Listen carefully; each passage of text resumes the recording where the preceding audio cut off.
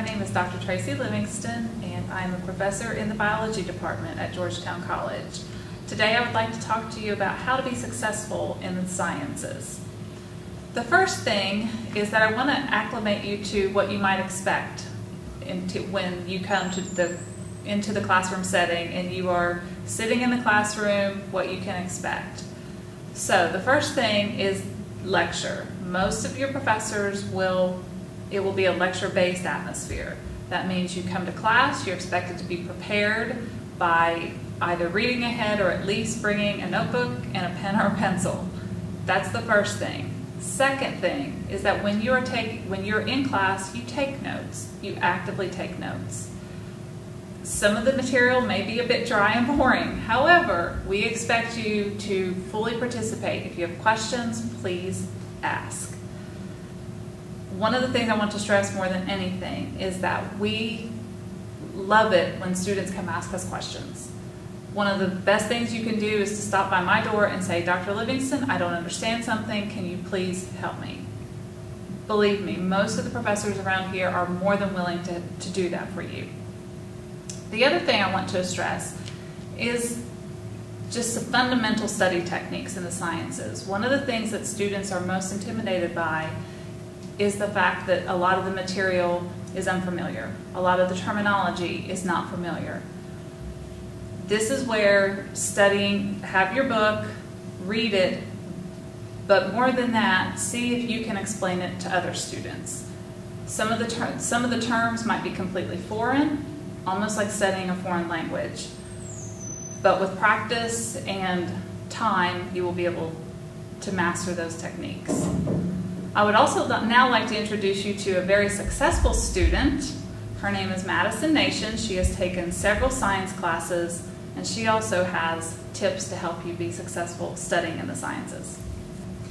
Well, for me, being successful in science meant that you have to commit a lot of hours to studying. You just have to know that these classes are going to be really difficult and that you're going to have to sit and study for more than just the night before the test. That sometimes cuts it for some other classes.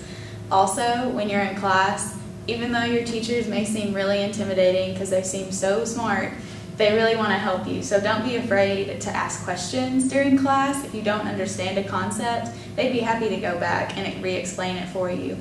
Also, like Dr. Livingston said, don't be afraid to go to their office and become really close to them and ask them questions. I mean, they're there to help you. They want to help you learn, and they want you to succeed. They don't want you to fail. So take advantage of the opportunity of office hours.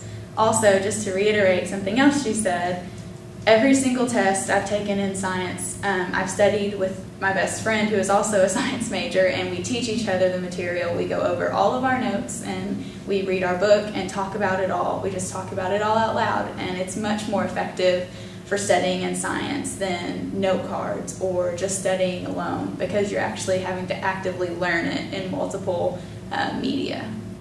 Also, another way to be successful in science is to actually utilize the biology group tutors that we have available. I'm currently a tutor, and whenever students come to me, sometimes they say, wow, it just helps to hear that all over again, just a different way, a different perspective, and also just to have it being a peer tutor instead of the intimidation of possibly going to a professor. So definitely use your tutors.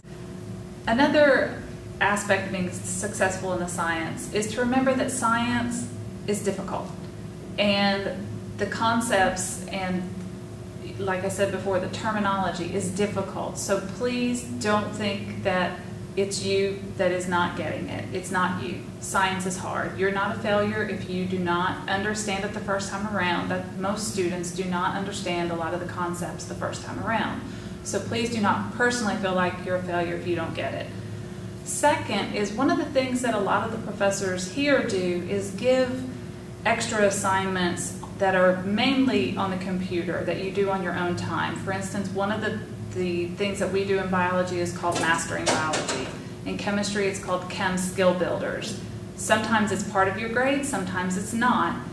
Even if it's not part of your grade, I highly encourage you to do those activities. They help tremendously because it forces you to take a quiz at the end sometimes, or to just answer questions about the activity. So please do those. It's very important.